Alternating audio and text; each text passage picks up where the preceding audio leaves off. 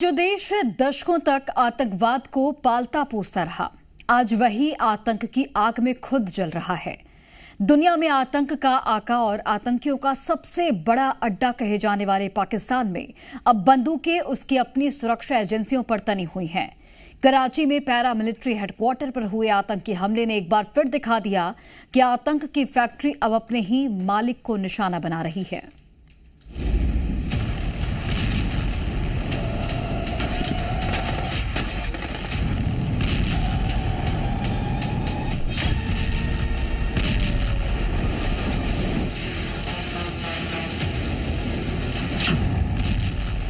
इतिहास गवाह है, जो सांप दूसरों को डसने के लिए पाले जाते हैं वो एक दिन अपने ही आका को निगल जाते हैं। आज यही हश्र हो रहा है कंगाल और बेहाल पाकिस्तान का।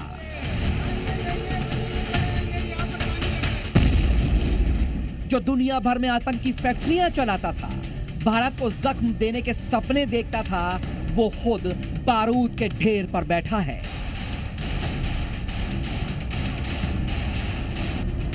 शनिवार की रात वक्त करीब 8:30 बजे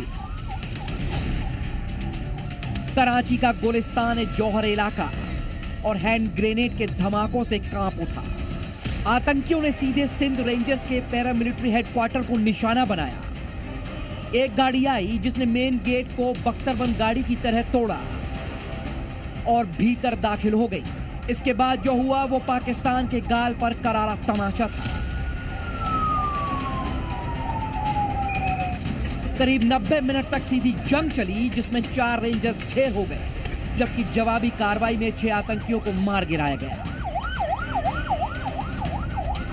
हमले की जिम्मेदारी ली है जमात उल अहरार ने, जो तहरीक तालिबान पाकिस्तान यानी टीटीपी का ही एक खूंखार धड़ा है।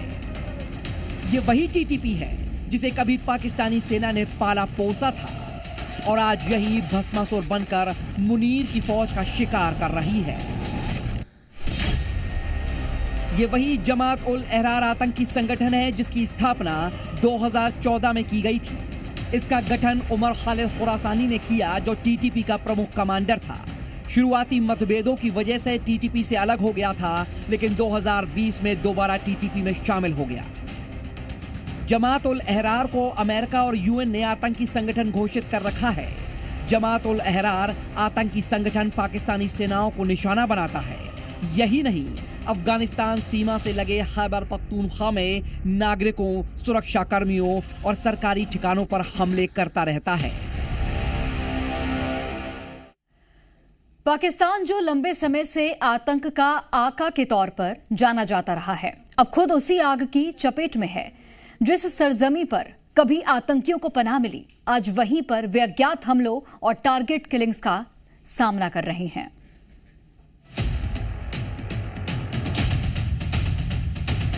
पाकिस्तान एक ऐसा मुल्क जो दशकों से दुनिया की नजरों में आतंकवाद की सबसे सुरक्षित पनाहगाह बना रहा।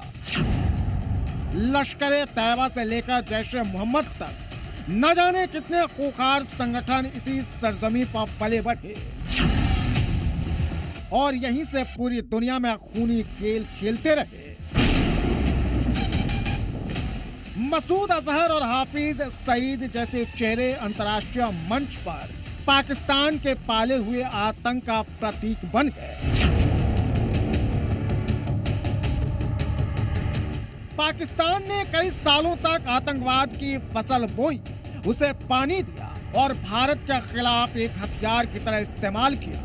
हाफिज सईद और मसूद अजहर जैसे आतंकियों को वहां सरकारी सुरक्षा मिलती रही।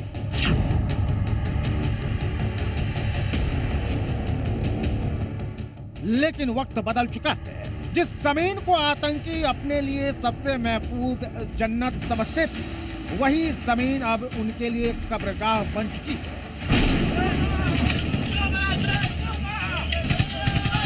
पाकिस्तान के भीतर कोई ऐसा शहंशाह या गुप्त नेटवर्क एक्टिव है जो इन आतंकियों के लिए काल बन चुका है। चुन चुनकर एक एक कर पाकिस्तान के पाले हुए सांपों को उसी के घर में कुचला जा रहा है। हाल ही में पाकिस्तान के अलग अलग कोनों से 3 बड़े आतंकियों की संदिग्ध मौत की खबर सामने आई है जिसने लश्कर के आकाओं को हिलाकर रख दिया है। पहला नाम गाजी मुमताज, जो लश्कर-ए-तैयबा का बेहद वरिष्ठ और खतरनाक आतंकी था, जिसका शव संदिग्ध परिस्थितियों में बरामद किया गया।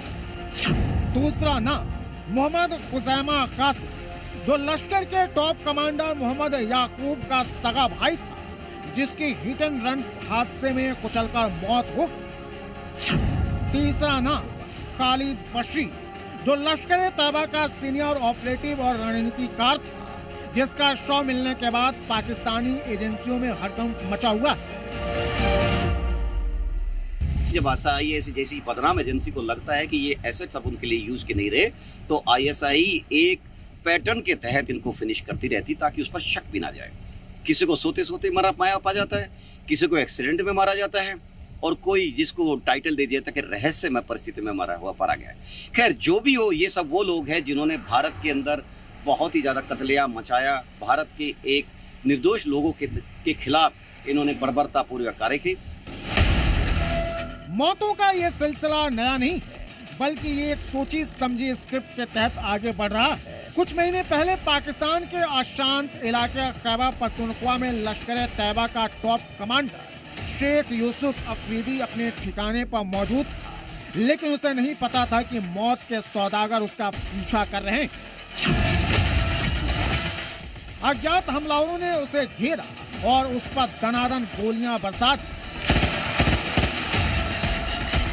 हमलावरों की गोलियों की रफ्तार इतनी तेज कि अफरीदी को संभलने या बचने तक का मौका नहीं मिला। काम तमाम करने के बाद हमलावर हवा की तरह आए और धुएं की तरह गायब हो गए। यह पूरा नजारा किसी थ्रिलर फिल्म की तरह है।